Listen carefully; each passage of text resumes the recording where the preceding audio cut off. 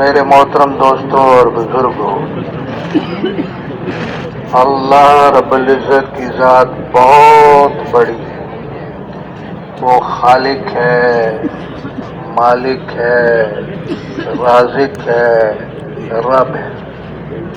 وہ اللہ جس نے آسمانوں کو بنایا، وہ اللہ جس نے زمینوں کو بچھایا، وہ اللہ جو آسمانوں سے بارش کو برساتا ہے، اور وہ اللہ جو زمینوں سے کھیتوں کو اگاتا ہے، اور وہ اللہ جو رات میں سے دن کو اور دن میں سے رات کو نکالتا ہے، اور وہ اللہ جو زندے میں سے مردے کو اور مردے میں سے زندے کو نکالتا ہے۔ ساری کی ساری کائنات اللہ کی محتاج اور اللہ پاک کرنے میں ساری مخلوق سے بے نیاز، جب چاہے، جیسا چاہے، جس طرح چاہے وہ کر دے۔ اللہ پاک کے ارادے کا نام وجود۔ ایک ہے یہ ظاہرہ نظام جو ہمیں آنکھ سے نظر آتا ہے، وہ کیا ہے؟ میاں بیوی سے اولاد نظر آ رہی ہے، بادلوں سے بارش نظر آ رہی ہے، زمینوں سے غلہ نظر آ رہا ہے، دکان، کاروبار، ملازمت، تجارت سے روزی نظر آ رہی ہے۔ یہ ایک ظاہرہ نظام ہے، حقیقی نظام نہیں ہے۔ بادل ہے لیکن بارش نہیں ہے، میاں بیوی ہیں لیکن اولاد نہیں ہے، ایک شادی، دو شادی، تین شادی، چار شادی، اولاد کا نام و نشان نہیں۔ دکان ہے لیکن کاروبار نہیں ہے، زمین ہے لیکن غلہ نہیں ہے۔ ایک ہے اللہ پاک کا غیبی نظام جو چھپا ہوا ہے، آنکھ سے نظر نہیں آتا۔ اس نظام کے تحت یہ سارا کے سارا نظام جو ہے وہ چلتا ہے، اور اللہ پاک دنیاوی اسباب سے بالکل بے نیاز ہے۔ پیدائش پہ آ جائیں، بغیر ماں باپ کے پیدا کر دیں۔ آدم علیہ السلام کی نہ ماں ہے اور نہ آدم علیہ السلام کا باپ ہے، اور پھر پیدائش پہ آ جائیں تو مرد کے اندر سے عورت کو پیدا کر دیں، حالانکہ بچے عورتیں پیدا کرتی ہیں، لیکن اللہ پاک نے ہماری دادی جان اماں حوا علیہ السلام کو آدم علیہ السلام کی بائیں پسلی سے پیدا فرما دی، اور ہماری دادی جان کو اللہ پاک نے کپڑوں کے ساتھ پیدا کیا۔ کیوں؟ عورت جو ہے وہ چھپانے کی چیز ہے، دکھانے کی چیز نہیں۔ آج ساری دنیا الا ماشاءاللہ سوائے چند ملکوں کی، ساری دنیا اس کوشش میں لگی ہوئی ہے کہ عورت کو بے حیا بنا دیا جائے، کیونکہ یہ شیطان کا بہت بڑا جال ہے۔ ابھی ایک ملک والے ہمارے راوڑ مشورے میں تشریف لائے اور وہ رو رہے تھے، اور وہ یہ کہہ رہے تھے کہ ہمارے ملک والوں نے حکم نامہ جاری کیا ہے کہ کوئی عورت پردہ نہیں کر سکتی۔ اب ہماری مستورات میں وقت لگا ہوا ہے، وہ برقع پہنتی ہیں، ابھی ہم کیا کریں؟ کچھ ممالک والوں نے کپڑے کی ایک تعداد مقرر کی ہوئی ہے کہ اتنی تعداد سے زیادہ عورت کپڑا اپنے بدن کے اوپر نہیں رکھ سکتی۔ پالنے پر اگر آ جائیں تو وادی تھی کے اندر 40 سال تک بنی اسرائیل کو من اور سلوہ کھلا کر پال کر دکھا، اور اللہ پاک پالنے میں غذا کے بھی محتاج نہیں، زندہ رکھنے میں غذا کے بھی محتاج نہیں۔ ڈاکٹر اور حکیم کیا کہتے ہیں کہ اگر 2 مہینے تک آدمی کھانا پینا بالکل چھوڑ دے تو اس کا زندہ رہنا ناممکن ہے۔ یہ جن کے ایکسیڈنٹ وغیرہ ہو جاتے ہیں نا، کھا پی نہیں سکتے، ان کو پھر انجیکشن کے ذریعے سے دوا بھی لگاتے رہتے ہیں، خوراک بھی دیتے رہتے ہیں۔ امریکہ کی ایک عورت 32 سال کامے میں رہی لیکن زندہ رہی، مری نہیں۔ تو اللہ رب العزت نے اصحاب کہف کو 309 سال تک بغیر کھائے اور پیے زندہ رکھا، اور اللہ پاک پھر ان کی کروٹیں بھی بدل رہے ہیں، کیونکہ آدمی جب ایک ہی جگہ پڑا رہتا ہے، یہ جن کے ایکسیڈنٹ ہو جاتے ہیں اور وہ کروٹ نہیں بدل سکتے، پھر ڈاکٹر حضرات ان کے ورثہ کو کہتے ہیں کہ اس کو الٹ پلٹ کرتے رہو، اگر تم نے الٹ پلٹ نہیں کیا تو اس کا جسم گلنا شروع ہو جائے گا، پہلے اس پر داغ پڑیں گے، پھر وہ زخم بن جائیں گے، پھر ان میں پیپ پڑ جائے گی، پھر وہ کینسر ہو جائے گا، اور یہ زخم جو ہے پھر دنیا میں ٹھیک نہیں ہوتے، قبر میں جا کے ٹھیک ہوتے۔ ڈاکٹری زبان میں ان زخموں کو کہتے ہیں بیڈ سور، بستر کے زخم۔ تو اللہ پاک نے اصحاب کہف کو ایسے زخموں سے بھی جو ہے وہ بچائے۔ حفاظت پر آ جائے تو 100 ننگی تلواروں کے اندر سے اپنے حبیب پاک صلی اللہ علیہ وسلم کو بالکل خیریت سے نکال، اور حضرت ابراہیم علیہ السلام کو دنیا کی سب سے بڑی دہتی ہوئی آگ کے اندر بالکل اطمینان اور آرام کے ساتھ رکھ کر دکھا دے۔ تو سب کچھ اللہ پاک کے قبضہ قدرت۔ جتنے بھی انبیاء علیہ الصلوۃ والسلام دنیا میں تشریف لائے، ان کا سب سے پہلا کام اللہ کا تعارف کرانا بندوں سے، کہ لوگ اللہ کو نہیں جانتے، اگر جانتے ہیں تو غلط جانتے ہیں۔ انبیاء علیہ الصلوۃ والسلام اللہ پاک کا صحیح تعارف کراتے ہیں کہ وہ ایک ایسی پاکیزہ ذات ہے، سارے خزانے اس کے ہاتھ میں، اطمینان کے، سکون کے، عزت کے، روزی کے، ہر چیز کے خزانے اللہ پاک کے پاس۔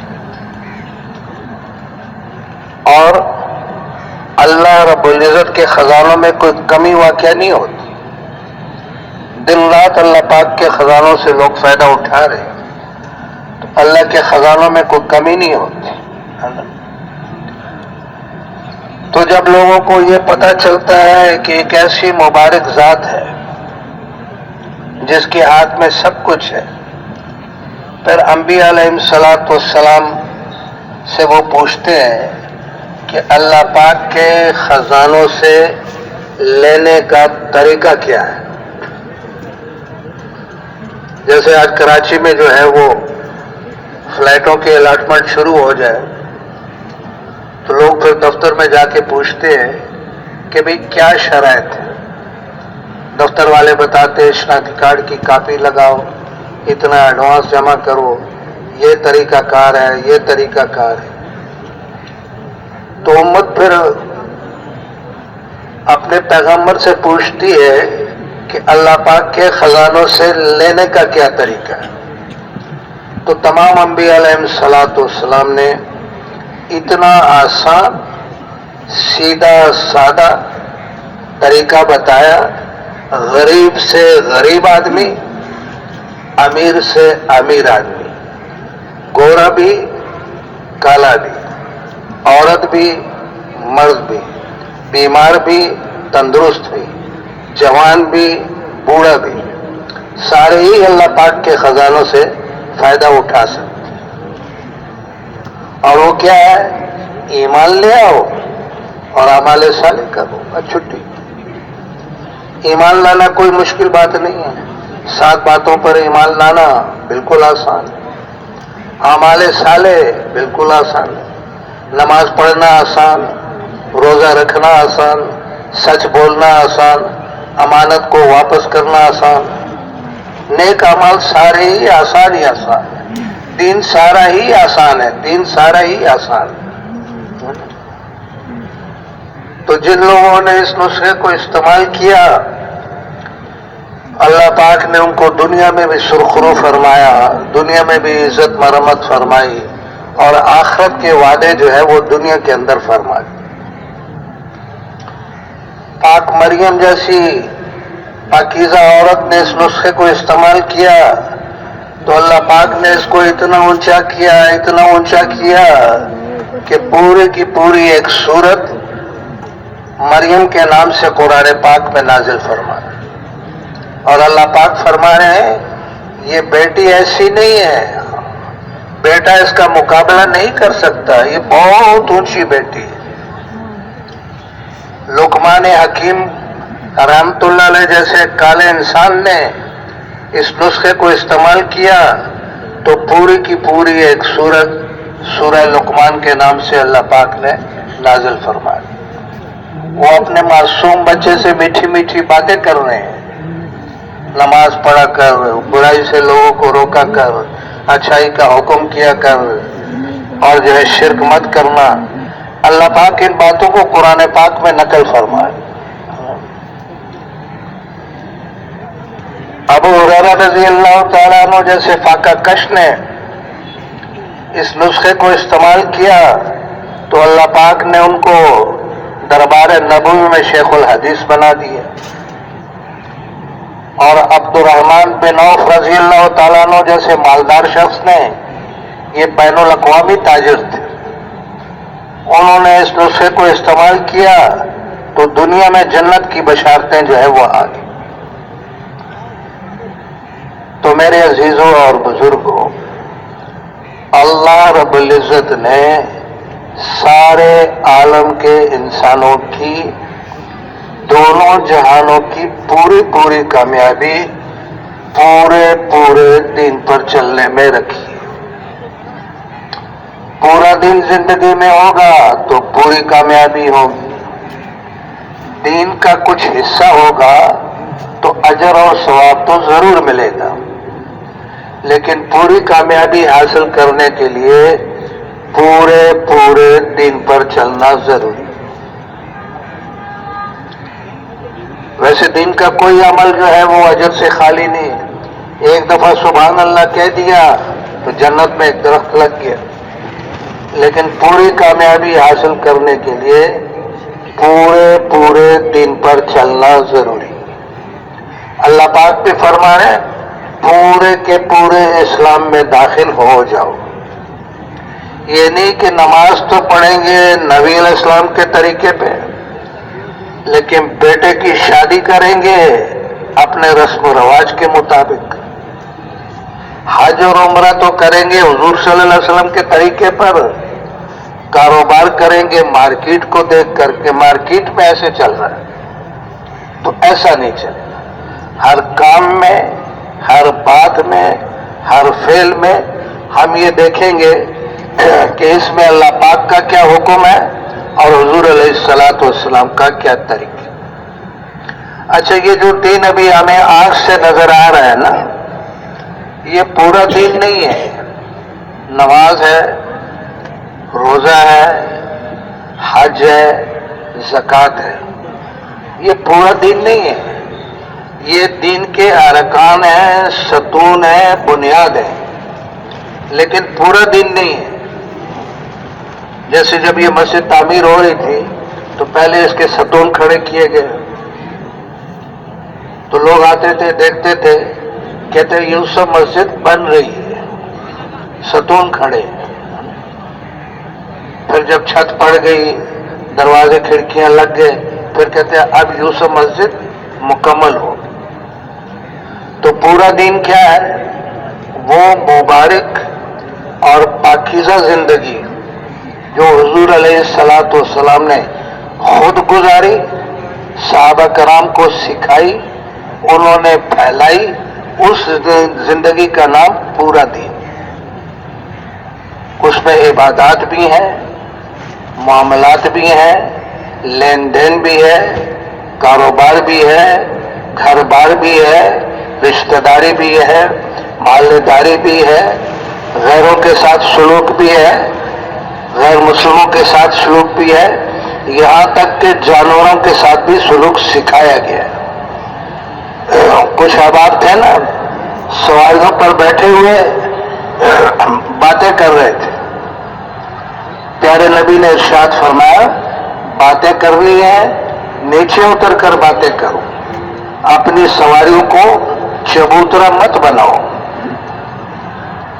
اور وہ ایک نیک عورت تھی نا، بلی کو باندھ دیا، خود بھی کھانے کو کچھ نہیں دیا، اس کو بھی کھلا نہیں چھوڑا، وہ مر گئی۔ اس بلی کی وجہ سے اس نیک عورت کو عذاب دیا جائے گا، بلی کی وجہ سے۔ اور ایک عورت کا کردار اچھا نہیں تھا، گرمی کے موسم میں جنگل سے گزر رہی تھی، ایک پیاسا کتا کنویں کے پاس پیاس کی وجہ سے تڑپ رہا تھا، اس نے اپنی چادر اتاری، اس کو پھاڑا، موزے میں باندھا، پانی نکالنا شروع کیا، کتے کو پلاتی رہی، کتے نے پانی پی لیا، وہ بھاگ گیا۔ اس کتے کی وجہ سے اس کی مغفرت ہو گئی۔ تو دین صرف نماز اور روزے کا نام نہیں ہے۔ اچھا ابھی یہ پورا دن زندگی میں آئے گا کیسے؟ اس کے لیے لوگ مشورے دیتے ہیں، لیکن باہر بیٹھ کے مشورے دیتے ہیں۔ کراچی والوں کو اجتماع اس طرح کرنا چاہیے، رائے گڑھ والوں کو اجتماع اس طرح کرنا چاہیے، رائے گڑھ میں محنت اس طرح ہونی چاہیے، کراچی میں محنت اس طرح ہونی چاہیے۔ اندر نہیں آتے، باہر بیٹھ کے مشورے دیتے ہیں۔ تو علماء کرام تشریف رکھتے ہوں گے، تو ان علماء کرام سے آپ پوچھ لیں کہ اگر امام صاحب نماز پڑھا رہے ہیں، قرات کر رہے ہیں، اور جو آدمی نماز میں شامل نہیں ہے، اس سے کوئی غلطی ہو گئی امام صاحب سے؟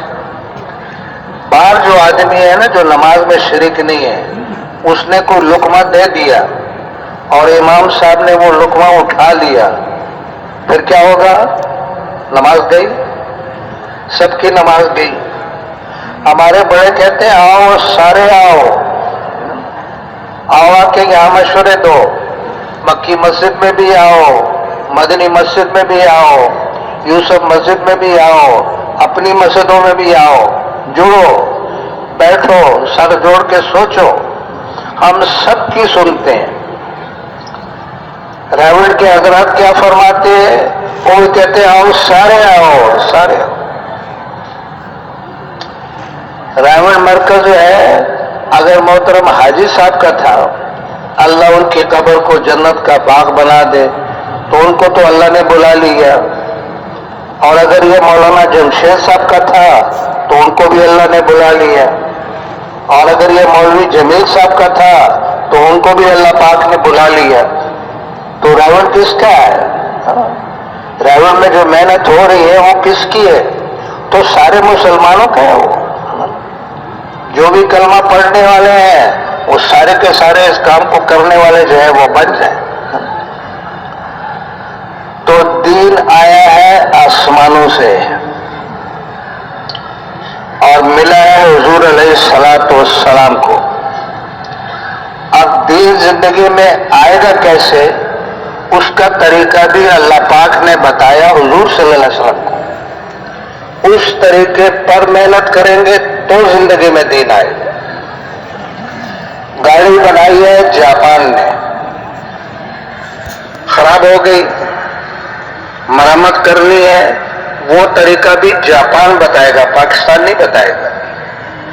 دین آسمانوں سے ملا ہے، پیارے نبی کو ملا ہے، دین زندگیوں میں کیسے آئے گا اس کا طریقہ بھی اللہ پاک نے سمجھایا حضور صلی اللہ علیہ وسلم اور بتایا۔ حضور علیہ الصلوۃ والسلام کی ذات گرامی تمام انبیاء علیہ الصلوۃ والسلام کی فطرت کا تقاضا ان کا یہ ہوتا ہے کہ ان کو برائی اچھی نہیں لگتی، برائیوں سے نفرت ہوتی۔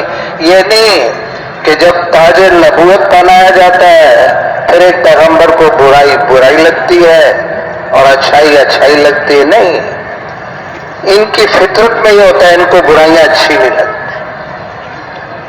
تو حضور علیہ الصلوۃ والسلام جب دنیا میں جلوہ افروز ہوئے تو اسی صبح کو ساری دنیا کے جو بادشاہوں کے تخت تھے وہ الٹے ہوئے پڑے تھے۔ اللہ نے بتایا کہ اب تمہاری نہیں چلے گی، اب حضور علیہ الصلوۃ والسلام کی ساری دنیا میں چلے گی۔ تو بچپن میں جب لوگوں کو دیکھتے بڑی طبیعت پہ بوجھ ہوتا کہ اللہ نے ان کو انسان بنایا ہے اور یہ زندگی گزار رہے ہیں جانوروں جیسی، بات بات کے اوپر لڑائی ہے، بات بات کے اوپر جھگڑا ہے، بات بات کے اوپر فساد ہے، یہ انسان ہے کہ جانور ہے؟ مولانا محمد عمر پالنپوری رحمۃ اللہ علیہ نے ریون کے بھرے اجتماع میں ارشاد فرمایا کہ لفظ انسان انس سے نکلا ہے، اور انس کا مطلب ہے محبت۔ تو جس شخص میں محبت نہیں ہے، ہمدردی نہیں ہے، تو وہ انسان ہی نہیں۔ پھر اور بڑے ہوئے تو پریشانی اور زیادہ بڑھ گئی، کھانا پانی ساتھ لے کے پہاڑوں میں چلے جاتے، بیٹھے رہتے، روتے رہتے کہ یا اللہ اس انسانیت کا کیا بنے۔ جب رونے کی حد ہو گئی، کوڑنے کی حد ہو گئی، پھر اللہ پاک نے تاج نبوت پہنایا اور ارشاد فرمایا کہ پیارے نبی ابھی آپ جو ہے لوگوں کے سمندر میں گھس جائیں اور جا کر اپنے رب کی بڑائی کو بیان کریں۔ تو حضور علیہ الصلوۃ والسلام نے اہل مکہ کو جمع کیا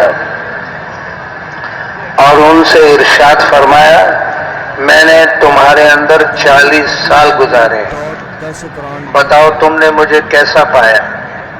تو اہل مکہ نے کیا کہا؟ آپ شریف ہیں، آپ امانت دار ہیں، آپ حیادار ہیں۔ علماء کرام فرماتے ہیں کہ حضور پاک صلی اللہ علیہ وسلم کی آنکھوں میں ایسا حیا تھا کہ عرب کی کنواری نوجوان لڑکی کی آنکھوں میں ایسا حیا نہیں تھا جیسا حضور صلی اللہ علیہ وسلم کی آنکھوں میں حیا تھا۔ تو کیا ارشاد فرمایا؟ یا ایھا الناس قولوا لا الہ الا اللہ تفلحوا۔ اے دنیا بھر کے انسان، سامنے بیٹھے ہوئے ہیں مکے والے، پکارا قیامت تک کے آخری انسان کو۔ کیوں؟ حضور علیہ الصلوۃ والسلام پورے عالم کے لیے نبی بن کر تشریف لائے، ساری دنیا کے انسانوں اور جنات کی طرف نبی بنا کر تشریف لائے، اور قیامت تک کے زمانے کے لیے نبی بنا کر بھیجے گئے۔ تو میدان محنت ساری دنیا، تو پہلے ہی دن پوری کی پوری انسانیت کو لی۔ تو حضور علیہ الصلوۃ والسلام نے امت بنائی، امت کی محنت کی۔ ایک ہے قوم، قوم ہے پھول، اور ایک ہے امت، امت ہے گلدستہ۔ بہت سارے پھول مل کر پھر گلدستہ بنتا ہے، ایک پھول سے گلدستہ نہیں بنتا۔ اور اگر کوئی آنکھ سے دیکھنا چاہے کہ حضور علیہ الصلوۃ والسلام نے کیسی محنت فرمائی تو حرمین شریفین میں تشریف لے جائے اور وہاں آنکھ سے جا کر دیکھ لے کہ حضور صلی اللہ علیہ وسلم نے کیسا گلدستہ تیار، دنیا بھر کی قومیں جو ہے وہ آپ کو ملی۔ ابھی ہماری جماعت عمرے سے واپس آئی ہے تو تقریباً 90 ممالک والوں سے تو ہم نے ملاقات کی، تقریباً ساری دنیا کی قومیں وہاں موجود ہیں، ہر قسم کے لوگ وہاں پر موجود ہیں۔ تو میرے عزیزوں اور بزرگوں، تو حضور علیہ الصلوۃ والسلام نے محنت شروع فرمائی، اور اس محنت میں سب سے پہلا کام کیا؟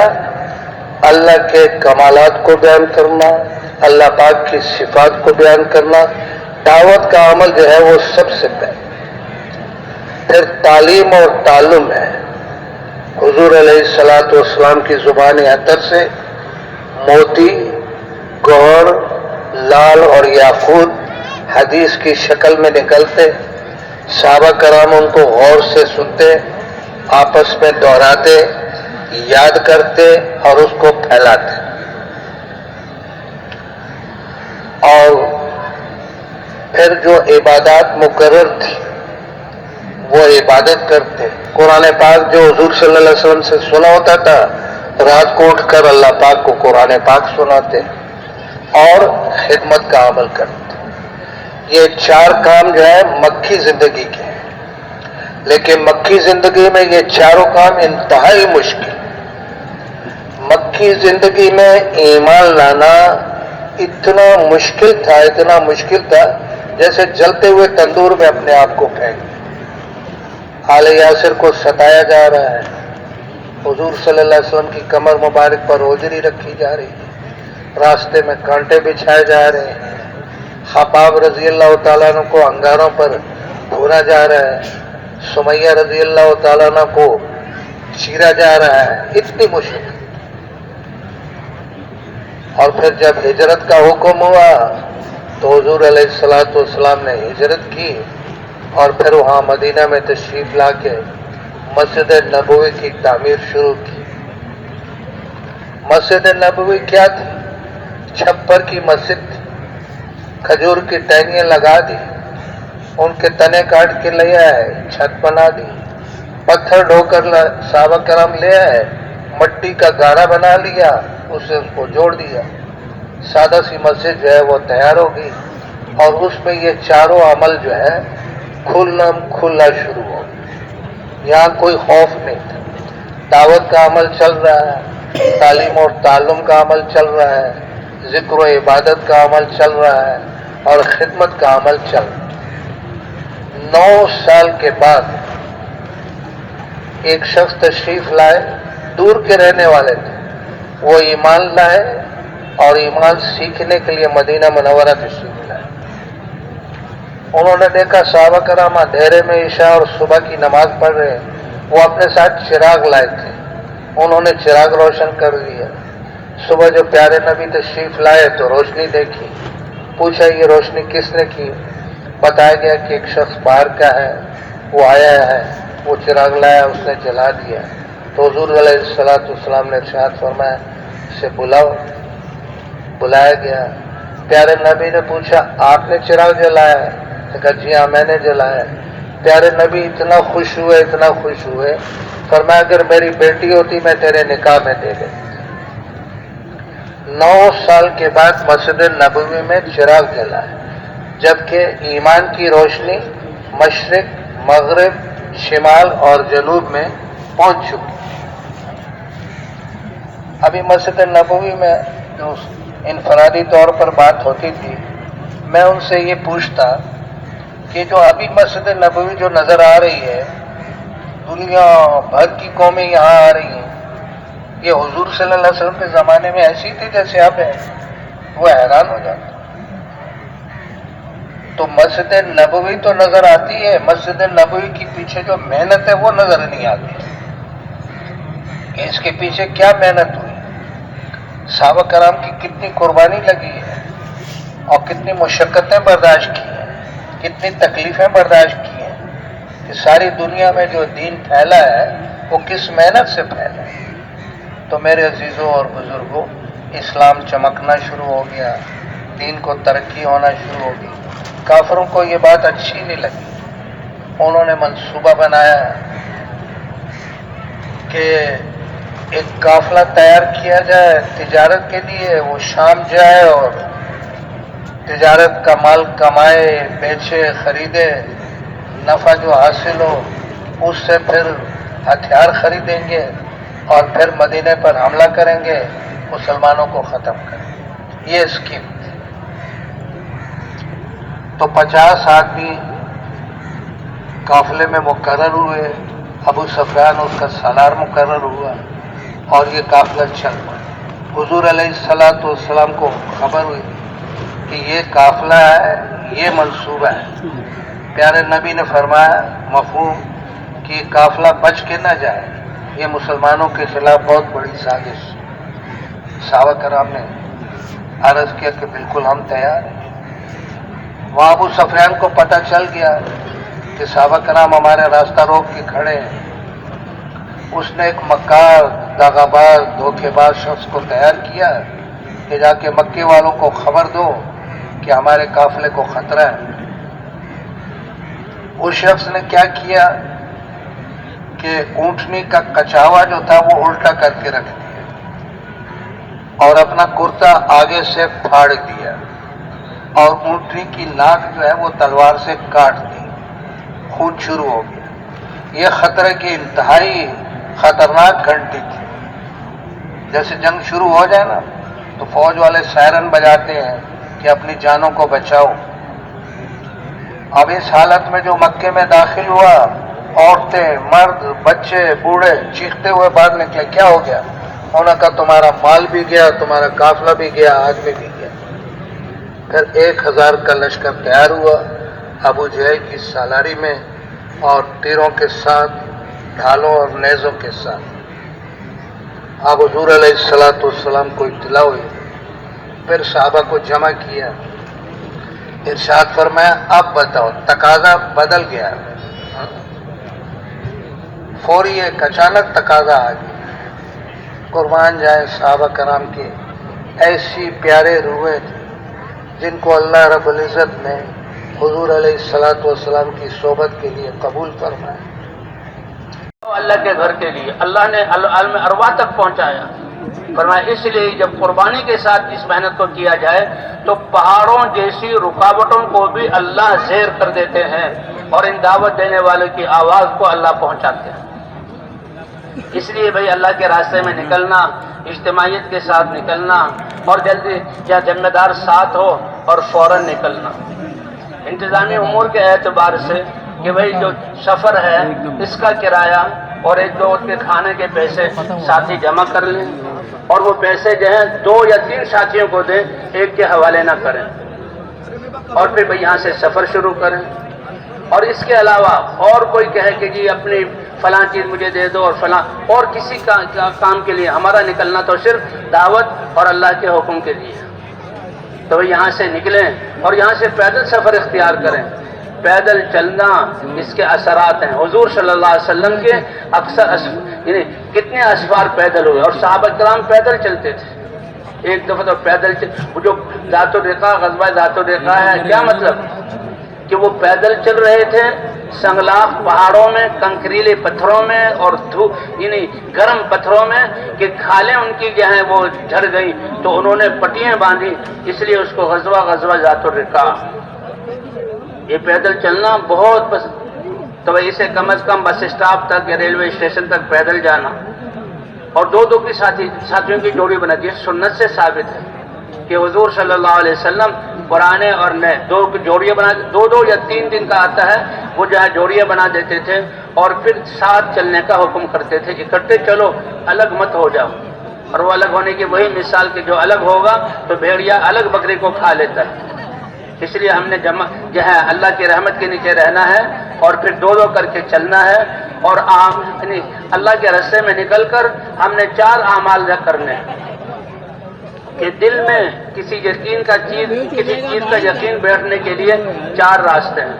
آنکھوں سے انسان کسی بلڈنگ، کسی بازار، چیزیں، گاڑیوں کو دیکھتا ہے تو اس کا یقین دل میں آتا ہے۔ زبان سے جو انسان بولتا ہے اس کا یقین دل میں آتا ہے۔ یہ 4 راستے ہیں دل کے حوض میں کسی چیز کا یقین جانے کے لیے۔ آنکھوں سے دیکھتا ہے، زبان سے بولتا ہے، کانوں سے سنتا ہے، اور دماغ سے جو سوچتا ہے اس کا اثر دل میں جاتا ہے۔ آج ہم نے ان 4 راستوں کو، دنیا گھٹیا جس کی قیمت اللہ کے ہاں مچھر کے پر کے برابر بھی نہیں، اتنا دیکھا دنیا کو دنیا کی حیثیت سے، بولا دنیا کو دنیا کی عظمت لے کر، سنا دنیا کی باتیں دنیا کی عظمت سے، اس لیے ہماری روحیں بھی جو ہے وہ بالکل کمزور اور سیاہ اور بدبودار، اور دل بھی بھئی اللہ کے راستے میں نکلے ہیں۔ یہ 4 دروازے مخلوق کے لیے بند کر دیں اور اللہ کی عظمت کے لیے کھولیں۔ بولنا ہو تو اللہ کی بڑائی کے بول، اور سننا ہو تو اللہ کی بڑائی اور دین اور حضور کی اور دین کی عظمت کے بول، اور اگر سوچنا ہو تو وہ بھی اسی بنیاد پر کہ یہ صرف 40 دن گزارنے کا نام نہیں ہے، بلکہ 40 دن کو ان ساری باتوں کے ساتھ، اور ہم نے 40 دن میں نکل کر یا ہم دعوت میں لگے ہوئے ہوں اور دعوت میں کیا عنوان ہے کہ مخلوق سے اللہ کی طرف بلانا، مالوں اور شکلوں سے اعمال کی طرف بلانا اور آخرت کی طرف بلانا. اتنا تذکرہ کریں یہ دل کا وجدان بن جائے. جیسے حضور صلی اللہ علیہ وسلم نے ایسا حارثہ کس حال میں صبح کی تھا؟ ایمان کی حالت میں. کہ دلیل کیا ہے؟ اے اللہ کے رسول، دل کا وجدان ایسا ہے گویا عرش میرے آنکھوں کے سامنے ہے، میں اللہ کو دیکھ رہا ہوں. اور فرمائے اس طرح عبادت کرو کہ یہ وجدان ہو کہ تم اللہ کو دیکھ رہے ہو. یہ اعلیٰ درجہ ہے. اور اگر یہ وجدان نہیں ہوتا تو کم از کم اتنا تو ہو کہ اللہ تمہیں دیکھ رہے ہیں. تو بھائی اس طرح ہم نے جو ہے کہ اللہ کے راستے میں جانا ہے. اور ان چار یہ اعمال کرنے کے ہیں، یہ دعوت میں لگے ہوئے ہوں یا تعلیم و تعلم میں لگے ہوئے ہوں یا نمازوں میں عبادت اور ذکر میں لگے ہوئے ہوں یا خدمت میں لگے ہوئے ہوں. اور 2 ساتھی خدمت کے لیے مقرر کر دی جائیں. یہ بھی حضور کی سیرت سے ثابت ہے. ہر ایک اپنے کھانے کے بارے میں سوچے گا، ہر ایک اپنی ضروریات کے بارے میں سوچے گا، تو ہر ایک کا کتنا وقت ان چیزوں میں لگ جائے گا. لیکن جماعت کی برکت اور اس محنت کا اعجاز کہ 2 ساتھی خدمت میں ہوں تو وہ 2 ساتھی خدمت بھی کرتے ہیں، ان کے کھانے پینے کا نظام، ٹکٹوں کا سارا انتظام بھی کرتے ہیں اور وہ اعمال میں بھی شریک ہو جاتے ہیں. اور یہ 10 آدمی اعمال کے لیے فارغ ہوتے ہیں. تو یہ اجتماعیت کی برکت ہے. امیر صاحب نے پیسے 2-3 ساتھیوں کے پاس جمع کر دیے، بقدر ضرورت جہاں ٹکٹ لینے کے لیے ان کو دیے. تو بھئی یہاں سے نکلتے ہوئے سواریوں کا انتظار نہ کریں. سواریوں کے انتظار میں وقت ضائع نہ کریں، کیونکہ شیطان اور نفس ساتھ لگا ہوا ہے. وہ کوشش کرے گا کہ ان کو نقصان میں ڈالیں. اس لیے بھائی جلدی سے جلدی سفر کی کوشش کریں. اور پیدل چلنا یہ بہت ہی فضیلت والی چیز ہے. صحابہ کرام کے سفر پیدل تھے. یہاں سے چلتے ہوئے جو ہے وہ بس اسٹاپ پہ پہنچے، ریل گاڑی میں پہنچے. تو بس دور کا سفر ہے تو یہیں سے ہم نمازوں کا نظام الاوقات معلوم کر لیں کہ نماز کے اوقات معلوم کرنا یہ بھی نماز کو قائم کرنے کے حصے میں. کہ ہم دور جو جا رہے ہیں، ظہر کا وقت کتنے بجے ہوتا ہے، کتنے بجے ختم ہوتا ہے. اسی طرح 5 نمازوں کا وقت، کہ نماز جیسی عبادت اللہ کے راستے میں نکل کر ہماری وقت پر ادا ہو. اور بھائی بس میں جا رہے ہیں تو بس والوں سے بات کریں کہ ہم اللہ کے راستے میں جا رہے ہیں. نمازوں کے لیے ایسی جگہ پر روکنا ہوگا جہاں پر پانی کی وافر مقدار ہو اور مسجد ہو کہ ساتھی جماعت میں نماز پڑھ سکیں. اگر ریل گاڑی میں جا رہے ہیں تو پھر ریل گاڑی میں تو بھئی پھر وہ ٹائم جو نظام الاوقات ہے ریل گاڑی کا وہ دیکھ لیں. ایسا اسٹیشن ہو جہاں 10-15 منٹ گاڑی رکتی ہو، ساتھی باوضو پہلے سے ہو اور اذان چاہے جو گاڑی میں دے دیں. اور اترتے ہی اگر سفر کی مسافت ہو تو 2 رکعت نماز جماعت کے ساتھ پڑھ کر پھر گاڑی میں بیٹھ جائیں. اور اگر جہاں گاڑی رکتی نہیں ہے تو گاڑیوں کے راستے میں دروازوں کے پاس 2-2 3-3 کی صف بنا کر ہم اجتماعی نماز پڑھ سکتے ہیں. اب بس والوں جہاں بس اسٹاپ پہ آئے اور جو ہے وہ اسٹیشن پہ آئے، ابھی گاڑی کے آنے میں دیر ہے، بس کے لگنے میں دیر ہے، تو ساتھیوں کو متفرق نہ کریں.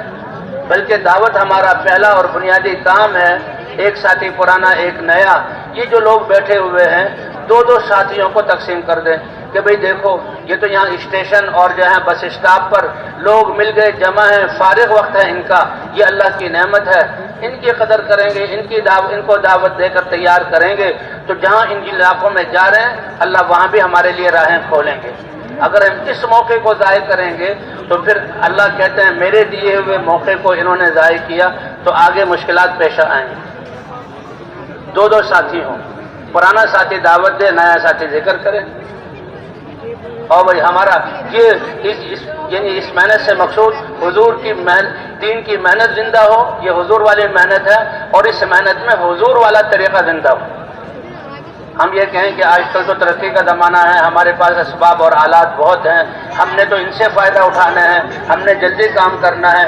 نہیں، جو طریقہ حضور کو دیا گیا اور جو جہاں حضور صلی اللہ علیہ وسلم کی سنت ہے یہ اللہ کو سب سے زیادہ پسندیدہ اور یہ سب سے زیادہ جو ہے مختصر اور سب سے زیادہ مؤثر طریقہ ہے جو اللہ نے نبی کو دیا.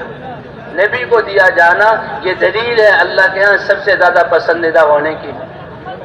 اس لیے ہم نے تو نئی چیزوں سے متاثر نہیں ہونا، ہم نے تو سنت کے مطابق ہمارا راستے میں چلنا بھی دائیں طرف، ہمارا بس میں سوار ہونا بھی سنت کے مطابق، اور دعاؤں کا اہتمام.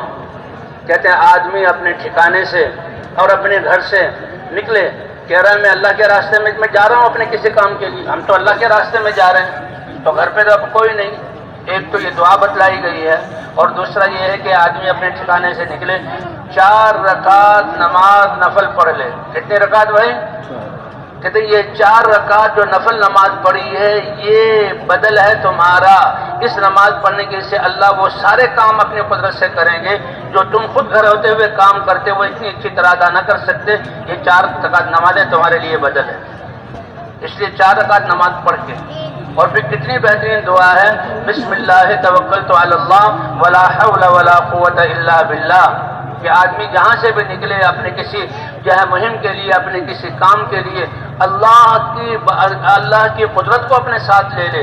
اس لیے حضور صلی اللہ علیہ وسلم نے دعا سکھائی ہے، فرمایا جو انسان اپنے کسی کام جانے کے لیے اپنی جگہ کو چھوڑتا ہے اور کہتا ہے بسم اللہ توکلت علی اللہ ولا حول ولا قوت الا باللہ، تو کیا مطلب؟ اے اللہ تیرے نام سے میں اپنے اس کام کی ابتدا کر رہا ہوں۔ اللہ کا نام کتنا طاقتور، کتنی برکت والا ہے کہ دنیا انسانوں سے بھر جائے، بھری ہوئی ہوگی، ارب ارب ان کی آبادی ہوگی، اور ایک اللہ کہنے والا ہوگا، تو اس اللہ کے نام کی برکت سے اللہ آسمانوں کو روکے رکھیں گے، سورج اور چاندوں کا نظام چلے گا، زمین سے غلے اگیں گے، اور ساری دنیا کے نظام اس کے اللہ کہنے کی وجہ سے۔ تو بھئی کتنی برکت ہے اس اللہ کے نام میں۔ اے اللہ تیرے نام کے ساتھ میں اپنے اس کام کی ابتدا کرتا ہوں، توکلت علی اللہ، اگر بھروسہ کیا تو کس پر بھروسہ کیا؟ اللہ کی ذات پر، کہ ایمان والے کس پر بھروسہ کرتے ہیں؟ اللہ کے پہرے دار مقرر کیے ہیں اور کسی کو خلیفہ بنایا ہے، لیکن کرنے والی ذات کون سی ہے؟ ہاں، بسم اللہ توکلت علی اللہ ولا حول ولا قوت الا باللہ۔ اے اللہ یہ وقت کا سرمایہ بہت قیمتی ہے، ایک ایک سانس بہت قیمتی ہے، میری پرانی عادتیں، میرا نفس اور شیطان اور میرے انسانی جو انسانی شکل میں لیکن وہ خیر خواہ نہیں ہے، اے اللہ ان کی وجہ سے میرا وقت ضائع ہو اور میں گناہ میں پڑوں، اے اللہ نیکی کرنے کی توفیق اور گناہوں سے بچنے کی طاقت تیرے ہی امر سے ہوگی۔ بسم اللہ توکلت علی اللہ ولا حول ولا قوت الا باللہ، کتنی بہترین دعا بتائی۔ فرمایا جو اس دعا کو پڑھ لے گا تو یہ اعلان کیا جائے گا ہدیتا، تمہیں سیدھی راہ دکھلا دی گئی، وکفیتا، اور تمہاری کفایت کی جائے گی جب تم نے اللہ کی قدرت کو اپنے ساتھ لے لیا۔ ہدیتا راہ دکھلا دی گئی، کفیتا تمہاری کفایت کی جائے گی، وہ وقیتا ہر ناگواری سے تمہیں بچایا جائے گا، وتنحى عنک الشیطان، تمہاری اس دعا کے نور سے شیطان بھی تم سے الگ ہو گیا۔ اس لیے بھائی ان دعاؤں کا اہتمام کریں۔ یہ حضور صلی اللہ علیہ وسلم کی زبان مبارک سے کوئی کام ایسا نہیں جس میں دعا نہ ہو۔ کہتے ہیں رات کو گھبرا کر انسان کی آنکھ کھل جائے تو اس وقت کی بھی ایک دعا ہے، اور نیند پوری ہو اس وقت آنکھ کھلے اور انسان کہ رات کی ساری تھکاوٹ دور ہو گئی تو الحمدللہ الذی احیانا بعد ما اماتنا، اس وقت کی بھی دعا ہے۔ وضو کرنے کے لیے بیٹھے تو اس کی بھی دعا ہے، وضو کے بعد جو ہے پوری کر لے تو اس کی بھی دعا ہے۔ عقبہ ابن عامر رضی اللہ تعالیٰ عنہ فرماتے ہیں کہ ہم اپنے علاقے سے آئے، 12 آدمیوں کی جماعت تھی، مسجد نبوی میں دین سیکھنے کے لیے، تو دو کی باری مقرر ہوتی تھی کہ بھئی تم اونٹوں کو چرایا کرو، باندھا کرو اور جو ہے کھولا کرو، باقی 10 آدمی مسجد میں۔ میری باری جو ہے اونٹوں کو چرانے کی تھی۔ شام کو جب اونٹوں کو لے کر آیا مسجد نبوی میں تو حضور صلی اللہ علیہ وسلم کی مجلس لگی ہوئی تھی، اور حضور صلی اللہ علیہ وسلم ارشادات فرما رہے تھے، صحابہ بیٹھے ہوئے تھے۔ جب میں بیٹھا تو حضور صلی اللہ علیہ وسلم یہ فرما رہے تھے جو آدمی اچھی طرح وضو کرے اور وضو کر کے 2 رکعت نماز نفل پڑھ لے، جب 2 رکعت نماز نفل پڑھ لے تو اللہ اس کے گناہوں کو معاف کر دیتے ہیں۔ اللہ اس کے گناہوں کے کیا کرتے ہیں؟ ایک تو 10 ساتھی پہلے سے موجود ہیں اور 2 خدمت والے ابھی آ گئے، عقبہ ابن عامر رضی اللہ یہ بھی ان میں سے تھے۔ اب کہتے ہیں میں نے کہا واہ واہ کتنی اچھی بات ہے، تو کہا ایک ہستی وہاں بیٹھے ہوئے تھے، انہوں نے کہا معلوم ہوتا ہے تم ابھی آئے ہو، ابھی بات سنی ہے اس سے اتنا خوش ہو رہے ہو؟ دیکھا تو وہ تو عمر بن خطاب تھے۔ کہ تم نے اس سے پہلے والی بات نہیں سنی؟ کہ کیا بات ہے؟ کہ حضور نے یہ بھی ارشاد فرمایا جو وضو کر کے کہے اشہد ان لا الہ الا اللہ واشهد ان محمدا عبده ورسوله، یہ کلمہ پڑھ لے تو اس کے لیے جنت کے 8 دروازے کھول دیے جاتے ہیں، جس دروازے سے چاہے وہ داخل ہو جائے۔ اس لیے بھائی دعاؤں کا، اگر پرانے ساتھی ہیں ان کو دعائیں یاد ہیں، نئے ساتھی بڑی عمر والے تو ان کو دعائیں کہلوا دی جائیں اور پھر ان کو دعائیں یاد کروائی جائیں۔ نوجوانوں کو یہ دعائیں یاد کروائی جائیں۔ نیند سے اٹھتے ہی دعا، وضو کرنے کے بعد کی دعا، اذان سننے کی دعا، گھر سے نکلنے کی دعا، مسجد میں آنے کی دعا، مسجد سے نکلنے کی دعا، گھر میں کھانا کون سا وہ عمل ہے جس میں اللہ کے رسول کی زبان مبارک سے نورانی الفاظ اللہ کے حمد کی صورت میں وہ وارد نہیں ہے؟ تو کتنا وقت ہمارا ایسے ذکر میں جو حضور نے کیا اور حضور نے بتلایا۔ اس لیے دعاؤں کا اہتمام کریں گے بھائی انشاءاللہ۔ اب 2 ساتھی دعوت دے رہے ہیں اور پھر سواری آ گئی تو سواری پہ سوار ہونے کی دعا کہتے بسم اللہ سے سوار ہوں، دائیں پاؤں سے سوار ہوں، سبحان اللہ 3 مرتبہ، اللہ اکبر 3 مرتبہ، اور سبحانک انی ظلمت نفسی، اور اس کے بعد جو سفر کی دعائیں تو پہلے پڑھ لی، اللہم ہون علینا سفرنا ھذا واطوی عنا بعدہ، اللہم انت الصاحب فی السفر والخلیفۃ فی الاہل والمال، اللہم انا نسألک فی سفرنا ھذا البر والتقوی ومن العمل ما ترضى۔ اللہ کو ساتھ لینا۔ سواری میں سوار ہونے کی، سواری کے چلنے کی دعا سبحان الذی سخر لنا ھذا وما كنا له مقرنین، یہ دعا پڑھ لی جائے۔ اور بھائی سفر شروع ہو جائے تو ہم نے یہ وقت جو ہے صرف وقت گزارنا نہیں ہے، بلکہ ان اعمال سے، جو اعمال ہیں ان کو زیادہ کرنا ہے، بچنے والی چیزوں سے بچنا ہے، لایانی سے ہم نے اپنے آپ کو بچانا ہے۔ کسی کی غیبت نہ کریں، ہاں کسی کی غیبت نہ کریں اور لایانی سے ہم بچیں۔ من حسن اسلام المرء ترکہ ما لا یعنی، کہ جو چیزیں دنیا آخرت میں فائدہ دینے والی نہیں اس سے بچا جائے۔ تو اس جہاں اور یا تو ہم دعوت میں لگے ہوئے ہوں، یا تعلیم و تعلم میں لگے ہوئے ہوں، یا ذکر اور عبادت میں، نماز کا وقت و نماز، یا پھر دعا اور خدمت میں لگے ہوئے ہوں۔ اب کوشش یہ کریں کہ ہمارا بیٹھنا عام پبلک کے ساتھ ہو، اگر تاکہ ہم ان کو دعوت دے سکیں، اور اگر بھائی جماعت کے ساتھی ہیں تو جماعت کے ساتھی بھی ایک دوسرے کو دعوت دیں۔ اب گاڑی میں ہیں یا بس میں، سب سے پہلے دعوت، لیکن ایک آدمی کھڑا ہو کر بیان کرے یہ ہمارا مزاج نہیں ہے، انفرادی طور پر 2 ساتھی، جو ساتھی سوار ہونے والا ہے اس کو دعوت۔ اللہ تعالیٰ نے اپنے احکام عبادت والے قرآن میں اجمال بیان کیا اور حضور صلی اللہ علیہ وسلم نے اس کی تفصیل بتلائی۔ قرآن میں نماز پڑھو، تم پر فرض ہے، لیکن نمازوں کے اوقات کتنے ہیں، رکعتیں کتنی ہیں، قیام اور رکوع سجدہ، یہ اللہ کے رسول نے بتلایا۔ قرآن میں ہے روزے رکھو، تو یہ روزے کی کا حکم اجمال کے ساتھ ہے، لیکن روزہ کب سے کب تک ہوتا ہے، روزے کے کیا آداب، یہ اللہ کے رسول نے بتلائے۔ لیکن دعوت والا کام جو اللہ خود کرتے ہیں، نبیوں کو بھیجا، دعوت کے آداب اللہ نے قرآن میں بتلائے ہیں۔ ادعو الی سبیل ربک بالحکمت والموعظۃ الحسنہ، کہ اپنے رب کی طرف، رب کے دین کی طرف بلائیے حکمت کے ساتھ۔ حکمت ایک ملکہ ہے کہ اگلے کے مزاج کو اور سطح کو پہچان کر بات کرنا اور اچھے انداز کی نصیحت کے ساتھ، یہ اللہ قرآن میں فرما رہے ہیں۔ اب انفرادی دعوت کو زیادہ کرنا ہے، انفرادی دعوت جتنا ہم دعوت دیں گے اللہ سے مانگیں گے، اللہ حکمتیں ہمیں عطا فرمائیں گے۔